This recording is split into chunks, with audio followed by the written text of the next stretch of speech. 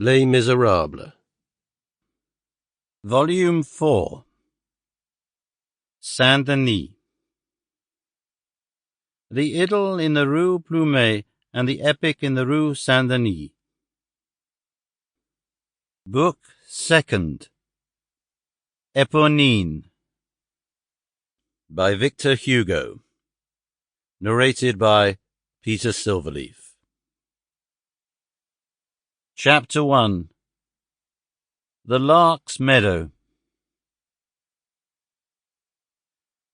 Marius had witnessed the unexpected termination of the ambush upon whose track he had set Javert, but Javert had no sooner quitted the building, bearing off his prisoners in 3 hackney coaches, than Marius also glided out of the house.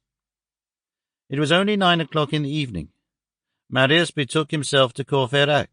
Courfeyrac was no longer the imperturbable inhabitant of the Latin Quarter. He had gone to live in the Rue de la Verrière for political reasons.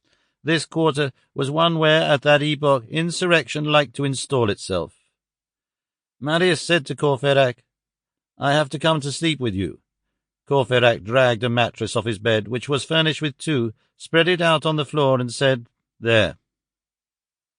At 7 o'clock on the following morning, Marius returned to the hovel, paid the quarter's rent which he owed to Madame Bourgon, had his books, his bed, his table, his commode, and his 2 chairs loaded on a hand-cart, and went off without leaving his address, so that when Javert returned in the course of the morning for the purpose of questioning Marius as to the events of the preceding evening, he found only Madame Bourgon, who answered, "Moved away." Madame Bourgon was convinced that Marius was to some extent an accomplice of the robbers who had been seized the night before. "Who would ever have said it?" she exclaimed to the portresses of the quarter. "A young man like that, who had the air of a girl." Marius had 2 reasons for this prompt change of residence.